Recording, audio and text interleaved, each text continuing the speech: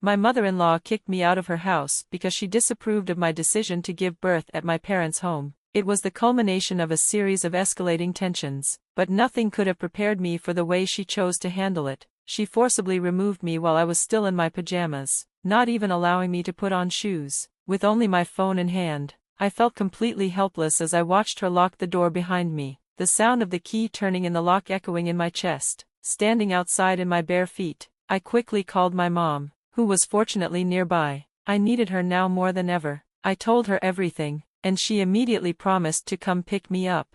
I waited for her at a small diner down the street, feeling a mix of disbelief and anger. The weight of the situation was beginning to hit me, but I was thankful that my mom could help me. When she arrived, she didn't hesitate for a second. She drove me straight to my parents' house. My sister was already there, and when she heard the whole story, she was furious. I could see the wheels turning in her head, already plotting how to make sure my mother-in-law and husband would face the consequences of their actions. The tension in the air was thick, and I knew that things would never be the same again. My name is Emma, and I'm 29 years old. I married Jerry, 31, a year ago. His father owns a large and successful company, and Jerry is being groomed to take over as the next CEO. He's currently working at one of their smaller branches, learning the ropes and gaining experience. I met Jerry through work, but I was completely unaware of the scale of his family's business empire until shortly before we got married. He'd never mentioned that he was the heir to a corporation worth billions, nor did he reveal that he was set to be the next CEO. When he finally told me, I was shocked, yet his calm confidence and the way people admired him made it all make sense. It was as though a puzzle piece had fallen into place. I had unknowingly married the future CEO of a major company, and suddenly, my life had changed. After our wedding, Jerry moved to the main office of the company, while I continued working at my own job. At first, things were fine, and my father-in-law was supportive, telling me, "I've heard you're a young leader at your workplace. Keep up the good work." But my mother-in-law's attitude was much different. She openly questioned why I would neglect my home by working. "Why does a wife need a job? You should focus on your family," she would often say. She had no interest in the fact that I loved my work and had built a career for myself. It became clear that she didn't view my role as a wife as valid unless I was solely focused on the home. At first, I thought we could avoid conflict by living separately from Jerry's parents, but I was wrong. The more I settled into our marriage, the more my in-laws pushed for us to live together. My father-in-law, busy with the demands of running a multi-million-dollar company, suggested that it would be helpful to have someone around to keep things running smoothly at home. Jerry, who had always lived with his parents, agreed. "I'm worried about Mom," he explained, "and I've lived here my whole life. Moving out now just wouldn't work for me." I found myself caught between a rock and a hard place. There was no way I could say no to his parents without causing a major rift. When they all seemed to agree that we should live together, I reluctantly followed suit. "Emma, do you have any objections?" my mother-in-law asked, her voice sharp with expectation. I had no choice but to say yes, feeling trapped by their desires and Jerry's indecision. Living under one roof with my in-laws was a constant struggle. My mother-in-law, who had already made it clear that she didn't approve of my job, soon started to make my life miserable. She would insist that I quit my job to take care of the house full-time. "A wife's place is in the home," she would say. Despite working full-time, she expected me to be responsible for every household chore. If she found even the smallest imperfection, like a speck of dust or a stray hair, she would demand that I redo the entire task. At first, I tried to take her criticisms to heart and clean more thoroughly, but it didn't end there. She began to inspect places that were rarely cleaned, like behind the TV or between the dressers. It felt like she was finding faults just for the sake of it.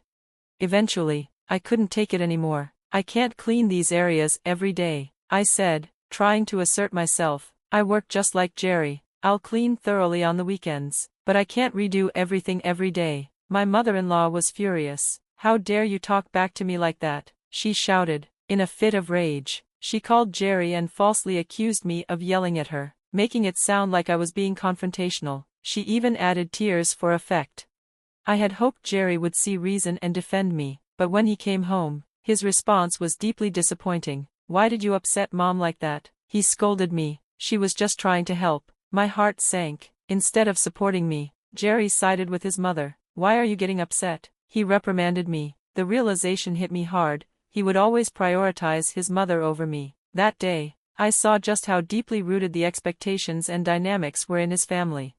It became painfully clear that I was alone in this household. My father-in-law, despite his earlier support, was always busy with work, leaving me to face the constant tension on my own. Every time I stood up to my mother-in-law, the confrontation ended the same way. She would complain to Jerry, and he would offer no support. I soon realized that the only way to survive in that environment was to keep my head down, avoid conflict, and take a quieter approach. It was the only way I could keep some semblance of peace, but at the cost of my own happiness.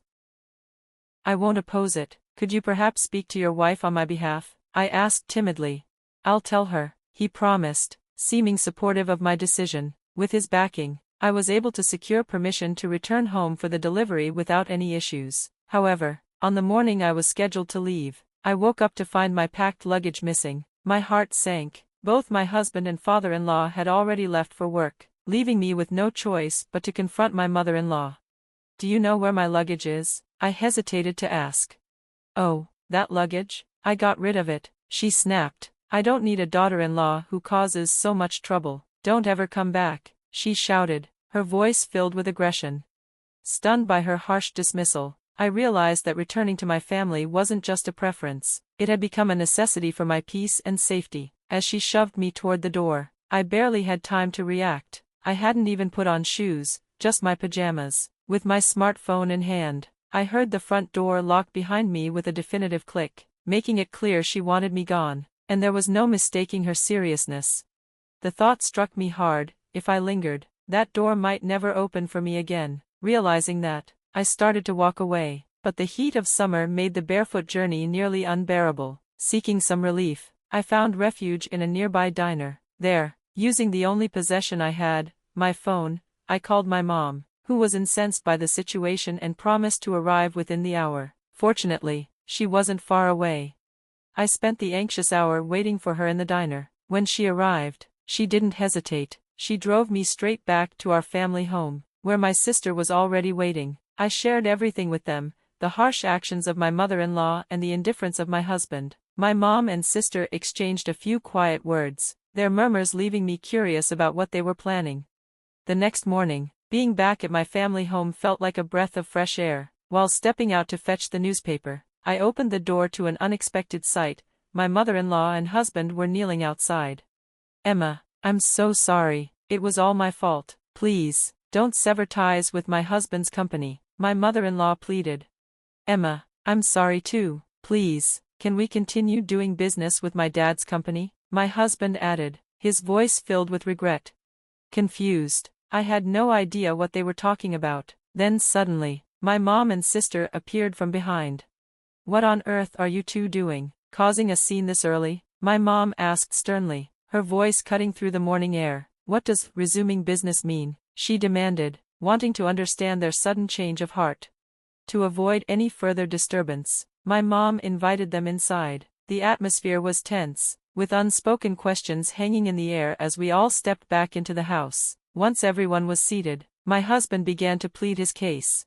Would you please consider doing business again with my dad's company? He asked. My mom and sister, who managed the company my late father had left behind, listened intently, curious about the details. I turned to my mom. What does it mean that they're doing business with my father-in-law's company? Yes, they work with one of his subsidiary companies, my mom explained. It's a major company within their group, second only to the main office, and their top client is your mom's company. My husband added, looking at me. This was news to me, and apparently, to my father too. I chuckled. That's news to me too. Then, reflecting further, I recalled something. Come to think of it, I remember my parents-in-law mentioning how they've always been indebted to each other since they first met. I said, but the warmth of nostalgia quickly cooled and my mom interjected with firm resolve.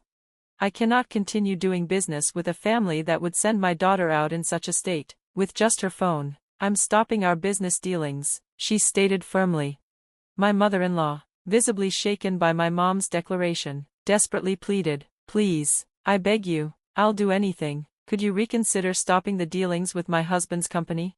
At that moment, my sister, with a smirk, chimed in. You said you'd do anything, right? So, you'll agree to Emma's divorce. And naturally, You'll pay alimony and child support, right?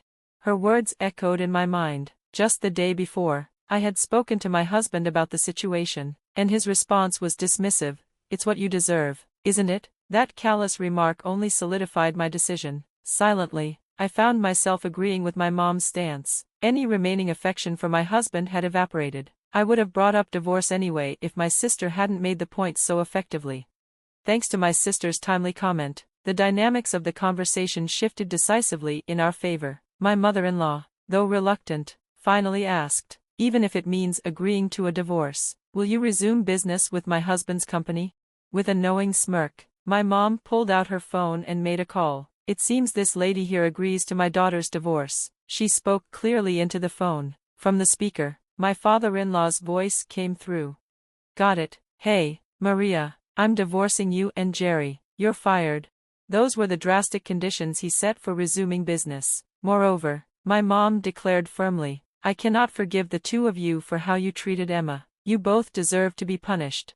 This unexpected turn of events led to my mother-in-law losing her husband and my husband losing his job, income, and the support of his family. The fallout continued with a bitter divorce between my in-laws, expertly managed by a top-notch lawyer from my father-in-law's side. During the proceedings, assets were divided, and my mother-in-law ended up paying a significant sum in compensation to my husband and me.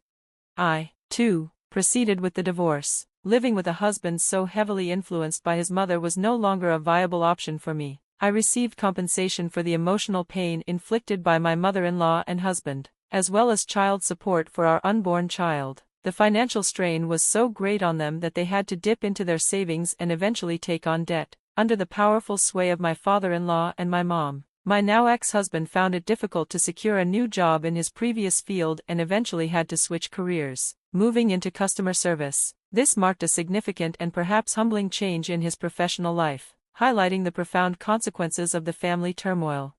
However, my ex-husband underestimated his new role in customer service and soon faced numerous complaints, leading to a swift termination. Now, he lives with his mother, barely scraping by with daily wage jobs. My mother-in-law and husband, once accustomed to a lavish lifestyle thanks to my father-in-law's generosity, now reside in a small one-bedroom apartment. Their relationship, once close, has soured, and they argue frequently. I sometimes wonder if there is any hope or joy left in their lives. Meanwhile, I safely gave birth at home to a healthy baby girl, surrounded by the support of my mom and sister. As things settle down, I'm planning to join my mom's company, looking forward to a new chapter in my professional life. I informed my ex-husband about our daughter's birth, but he has shown little interest. All I expect from him is to fulfill his child support obligations. I have no intention of letting him be a part of our daughter's life moving forward. My focus is on moving forward and living a fulfilling life with my daughter, supported by the love and strength of my family. Music.